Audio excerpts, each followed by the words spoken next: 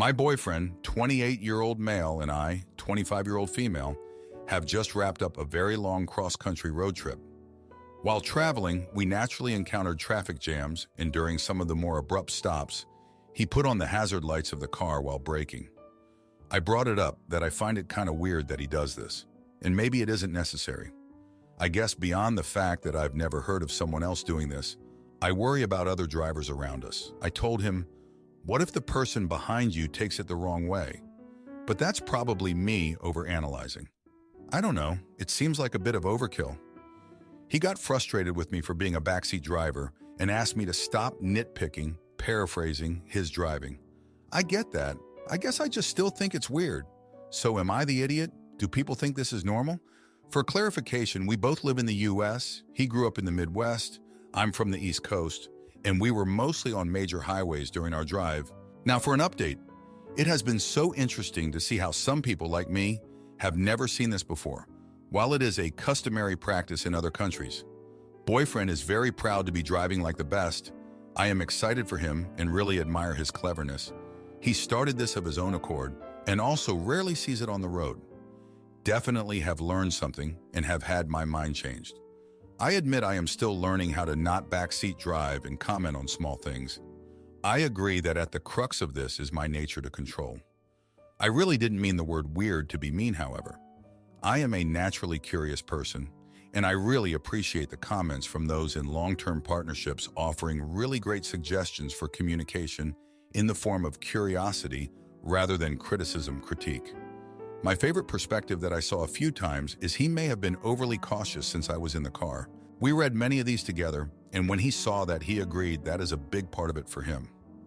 I am lucky to be in a relationship where these instances of using the wrong language are not the end of the world. Still, I am going to work on my approach and reflect on why I feel the need to comment. As an aside, we actually got the idea to post this from the podcast Smosh Reads Reddit Stories, which we listened to a lot on our long drive. This was my first post and have never really explored Reddit, so I agree with those saying this could have been better suited for other forums like No Stupid Questions. And yes, I Googled. And no, there wasn't a clear answer. Unfortunately, in the US, every state has different road laws, making it hard to find a clear answer. Thank you to the people who didn't shame the question itself. To add, I changed my mistake. Hope your eyes are happy. I also was cringing as I realized my oops. Now for a few comments before the update. Comment 1. You're the idiot. I drive professionally and see this all the time and do it myself when the situation calls for it.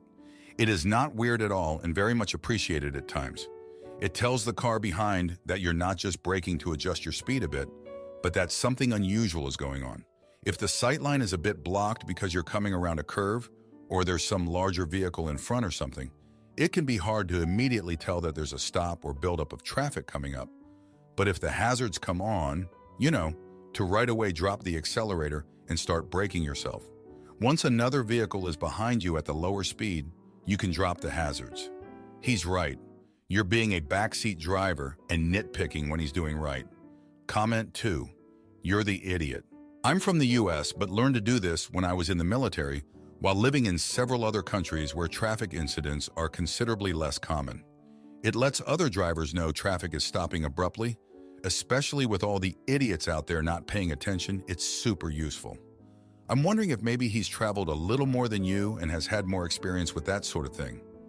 Hazard lights are for hazards, like abruptly stopping traffic. Maybe try to keep an open mind and learn a little instead of just digging in your heels and doing well, I don't do it, so it's weird. That mindset is super weird to me, to be honest. Now, for the update. Hey everyone, a lot has happened since my last post. After our road trip, things between my boyfriend and me seemed to settle down for a bit. We got back into our routine, but I couldn't shake the feeling that something was off.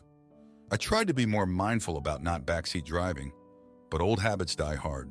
One evening, we were driving to a friend's house for dinner, and he put on the hazard lights again during a sudden stop. I bit my tongue, but I guess my frustration was still visible. He noticed, and we ended up having a heated argument about it later that night. He accused me of not trusting his driving skills, and I felt hurt because I thought I was just trying to help. We didn't talk much for the next few days, and the tension was obvious. I decided to give him some space, hoping things would blow over. But then something unexpected happened. A couple of weeks later, I was at work when I got a call from my boyfriend. He sounded panicked and told me he had been in a minor car accident. My heart sank and I rushed to the scene. Thankfully, he was okay, but the car had some damage. He explained that he had to brake suddenly and the car behind him didn't stop in time. The driver of the other car was furious and blamed my boyfriend for the accident, saying that the hazard lights confused him. This incident shook both of us. My boyfriend was visibly upset, and I felt guilty for ever bringing up the hazard lights issue. We spent the next few days dealing with insurance and getting the car repaired. During this time, we barely spoke, and the silence between us grew louder. One night, as we were lying in bed, he finally opened up. He admitted that he had been feeling a lot of pressure lately, not just from my comments about his driving, but from work and other personal issues. He said he felt like he was constantly being judged and that my remarks, even if well-intentioned, added to his stress. I felt terrible and apologized, but I also realized that there was more to this than just the hazard lights. We decided to take a break from each other to figure things out. He went to stay with his parents for a while and I stayed in our apartment. During this time apart, I did a lot of soul-searching. I realized that my need to control things stemmed from my own insecurities and fears. I had always been the type to plan everything and make sure things went smoothly, but I never considered how this affected those around me. I also thought about our relationship and how we communicated. I realized that I often approached things from a place of criticism rather than curiosity. I remembered a time when we first started dating, and he took me to a small, hidden cafe that he loved. I had never heard of it and was skeptical, but it turned out to be one of the best experiences we had together. It made me realize that sometimes letting go and trusting someone else's judgment can lead to wonderful surprises. After a few weeks, we decided to meet and talk things through. We both agreed that we needed to work on our communication and be more understanding of each other's perspectives. We decided to give our relationship another shot, but things were still rocky. One evening, we were having dinner at home when he brought up the idea of going to couples therapy. At first, I was hesitant. I had always thought that therapy was for people with serious issues, but he convinced me that it could help us understand each other better. We started going to sessions and it was eye-opening. We learned a lot about our communication styles and how to express our feelings without hurting each other. However, despite our efforts, things didn't improve as much as we hoped. The accident had left a scar on our relationship and the trust between us was shaken. We tried to move past it, but it was always there, lingering in the background. One day during a therapy session, our therapist asked us to talk about our childhoods and how they shaped our current behaviors. My boyfriend revealed that he grew up in a household where he was constantly criticized by his parents. They had high expectations and nothing he did was ever good enough. This explained why my comments about his driving affected him so deeply. It wasn't just about the hazard lights, it was about feeling judged and not being good enough. I, on the other hand, grew up in a chaotic environment where I had to take control to survive. My parents were often absent, and I had to take care of my younger siblings. This explained my need to control things and make sure everything was perfect. Understanding these underlying issues helped us see each other in a new light, but it also made us realize that we had a lot of work to do individually. We decided to take a step back from our relationship and focus on ourselves. It was a painful decision, but we knew it was necessary. We ended things on good terms, promising to support each other as friends. It was hard to let go, but we both knew it was for the best. I moved out of our apartment and found a place of my own. I started focusing on my own growth and healing, and he did the same. Looking back, I realized that my mistake of bringing up the hazard lights was just a small part of a bigger issue. It was a catalyst that brought our underlying problems to the surface. While it led to a negative outcome, it also gave us the opportunity to address our issues and grow as individuals. Thank you for reading. Am I the idiot for telling my sister's ex-husband's family about his cruel text to their son? My sister's husband, Mark, left her and their 12-year-old son, Alex, about a year ago. His reason was that Alex was too difficult to deal with. I think Mark is a horrible person who blames his son for everything. Alex is a bit hyper and he does get into trouble for being distracted, impulsive, etc. But he's not a bad kid. He loved his dad very much, but he's not stupid. He quickly figured out why his dad left and hates his guts now. Not that I blame him. He's been through a lot, and to put it very plainly, he thinks his mom might just up and leave one day too. Because of this, there will be nights where he won't go to sleep unless his mom sits with him. My sister would never abandon him like his dad did, but Alex is way too anxious. He used to wake up several times throughout the night just to make sure she was still there. He's much better now, and my sister can go to bed in her room after putting him to sleep. Obviously, we don't tell anyone in our lives about this, as it would be extremely embarrassing for Alex. I only know because I currently live with them.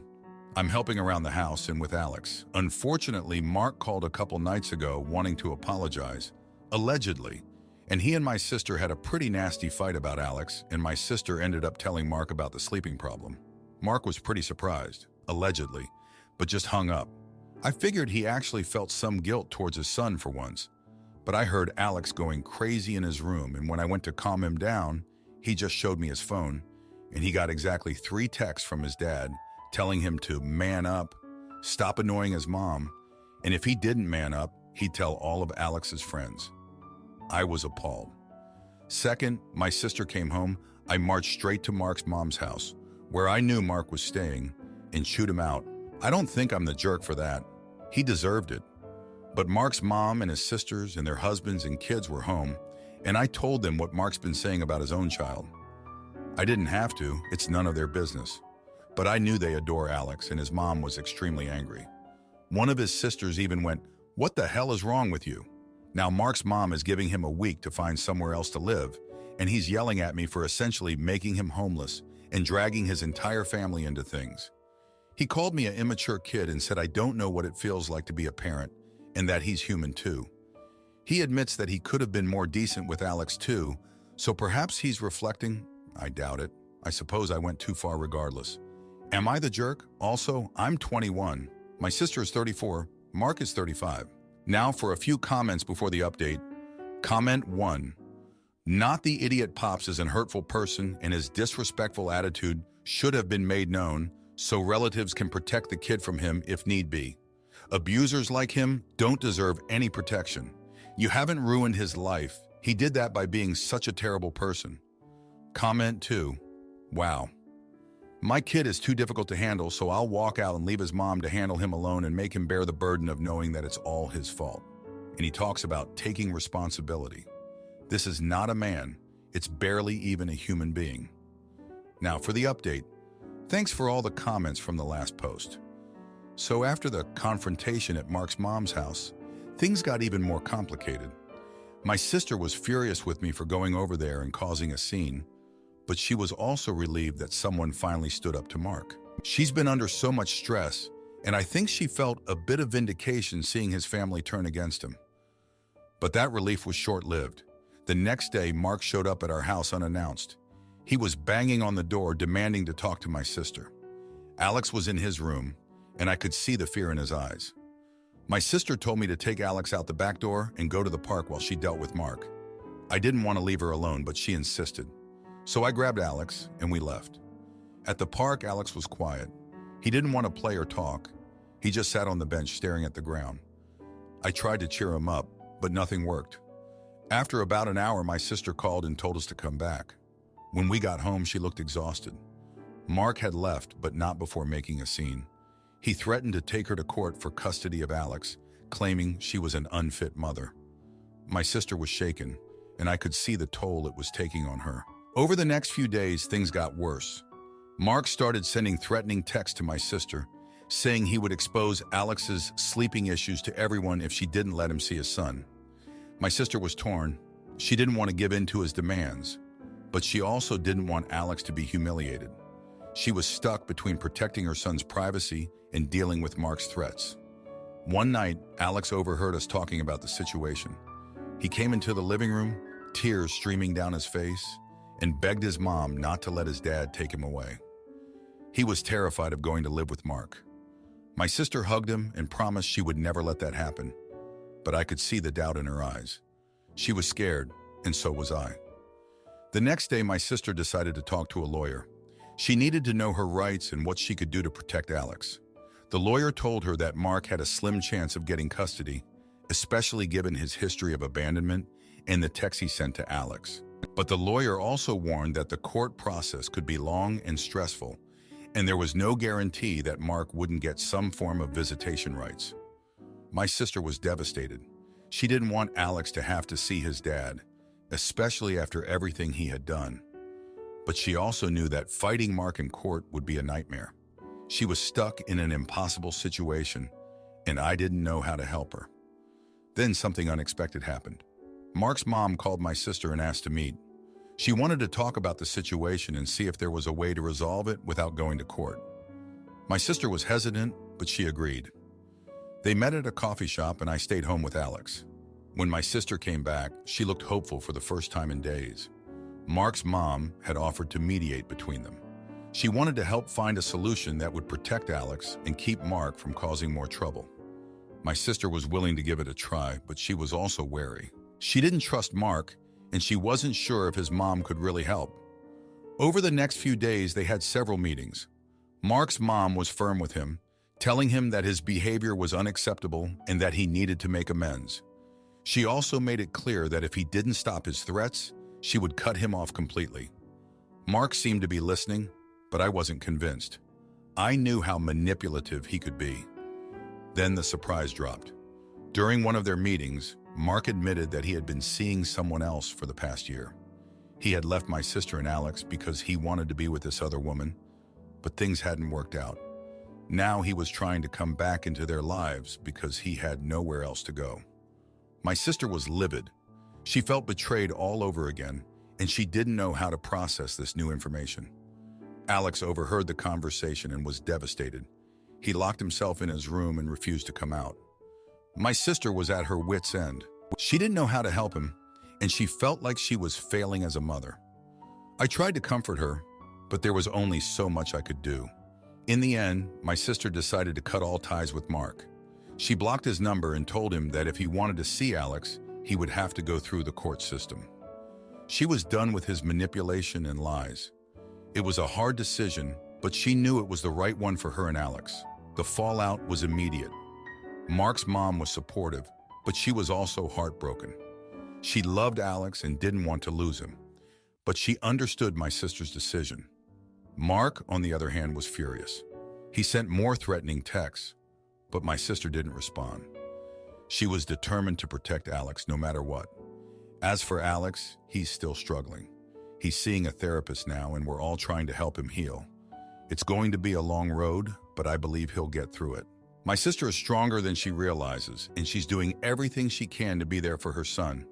Thank you for reading. Am I the idiot for posting an embarrassing photo of my sister because she snitched on me eating snacks? I live at home and I'm working to save money for graduate school and moving out. My sister recently has repeatedly told on me. Our dad likes snacks such as saltine crackers and dried fruits, and my mom buys a lot of them at the grocery store. Occasionally, I eat some of these snacks, and my sister, who sometimes sees me taking the snacks, tells our dad that I'm eating his snacks, implying that I'm taking food that doesn't belong to me. Because she saw me eating the snacks, she's not necessarily lying about me, but still, she makes a big deal out of it and makes me sound like a bad person for taking snacks that my mom brought for everyone. It's only my dad who requested that she buys them. This morning, before leaving for work, I asked my mom if she needed anything from the grocery store. She said that we need dried fruits, and my sister then said that I've been eating too many of them. She proudly declared that she told our dad each time she saw me taking the dried fruit. She spends a lot of time this summer in the kitchen. I asked her why she tells on me because it's not a big deal, and the snacks are for everyone. She says that because I use the word tell on, it implies that I know I did something wrong. I asked her what she achieves by telling him those things, and she says that she wants to make herself look like a hero and expose my wrongdoings. I told her that she's very annoying when she monitors me. She said that there are other snacks like cookies, fresh fruits, and bars that I could eat, and that our dad strongly prefers saltines and dried fruits. He eats other snacks too, but he just suggested buying them. I insisted that it's wrong to talk about people negatively behind their backs, and she said that she just wanted to make our dad aware that his snacks are being eaten by other people. I again emphasized that they are not his snacks. He simply wanted them to be bought. It's like a long time ago she wanted a trampoline in the backyard, but it's not her trampoline. Her friends, my friends, and I have all played on it before. She still would not stop arguing with me, and I just left to go to work. Later, out of frustration, I blocked her on social media, and when she texted me like 10 times confronting me about it, I ignored her. I thought it would teach her a lesson, but she says that I'm being unfair and overreacting. My mom called me and told me to chill and that as siblings, we should not fight. She says that as a guy 6 years older, I should set a good example for her and that I need to manage my anger. I reiterated that gossip and defamation are horrible behaviors, but my mom said that my sister is young and still learning. Now for a few comments before the update. Comment 1. How does your dad feel about sharing these snacks? Edit based on dad not caring. Not the idiot. Your sister needs to learn some boundaries. And like, just to stop this weird, annoying habit. The most I would say for you is better boundaries, less passive-aggressive communication with sister. Temporary block is still better than blowing up. Comment 2. As far as your story makes out, you are actually doing nothing wrong. The snacks are for everyone and your dad doesn't care. If that is the case, then not the idiot. You are actually setting a great example also by simply blocking her, which is preferable to a shouting match. Now for the update. Hey everyone, a lot has happened since my last post. So about a week after the whole dried fruit argument, I made a huge mistake that changed everything. I was still pretty mad at my sister for constantly telling on me, so I decided to get back at her in a way I thought was harmless. I took her phone while she was in the shower and posted a silly, embarrassing photo of her on her social media. I thought it would be funny and maybe teach her a lesson about how it feels to be on the receiving end of something annoying, but it backfired big time. When she found out, she was furious. She stormed into my room, yelling at me for invading her privacy and humiliating her in front of her friends. I tried to brush it off as a joke, but she wasn't having it. She told our parents, and they were both really disappointed in me. My dad, who had been pretty neutral about the whole snack situation, was now firmly on her side. He said that what I did was immature and that I needed to apologize immediately. I did apologize, but the damage was done. My sister was still really upset, and our relationship became even more strained. She started avoiding me around the house, and when we did have to interact, it was always tense and awkward. My mom tried to mediate, but it didn't really help. My sister just didn't trust me anymore, and I couldn't blame her. Meanwhile, things at work were getting more stressful. I was trying to save up for graduate school, but with all the tension at home, it was hard to focus. I started staying late at the office just to avoid going home. One night, I was so distracted that I made a huge mistake on a project. My boss called me into his office the next day and gave me a stern talking to. He said that if I didn't get my act together, I could forget about any future promotions or opportunities. Feeling the pressure from both home and work, I decided to take a step back and really think about what was going on.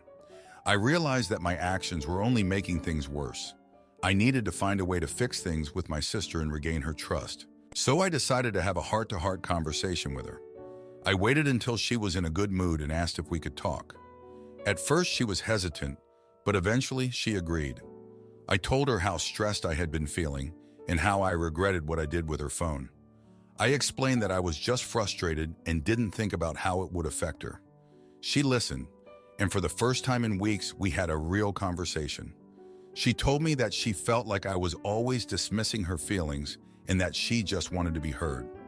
We talked for a long time, and by the end of it, we both felt a lot better. We agreed to try to be more understanding of each other and to communicate better. It wasn't a perfect solution, but it was a start. As for the snacks, we came up with a compromise. My mom started labeling the snacks that were specifically for my dad, and the rest were fair game for everyone. It seemed like a small thing, but it made a big difference. My sister stopped telling on me, and I made an effort to respect the boundaries we had set. In the midst of all this, I learned something surprising about my sister. During one of our conversations, she mentioned that she had been feeling a lot of pressure from her friends to be perfect. She said that they were always comparing grades, clothes, and even social media followers. It made me realize that her behavior wasn't just about the snacks or me, it was about her own insecurities and need for validation. This revelation helped me see her in a new light. I started paying more attention to her and offering support when she needed it. Slowly but surely, our relationship began to improve. We even started hanging out together, watching movies and playing video games like we used to when we were younger. But before I tell you more about how things have been getting better, there's something else I need to mention. My dad, who had always been the calm and collected one, started showing signs of stress. He was working longer hours and seemed more irritable than usual.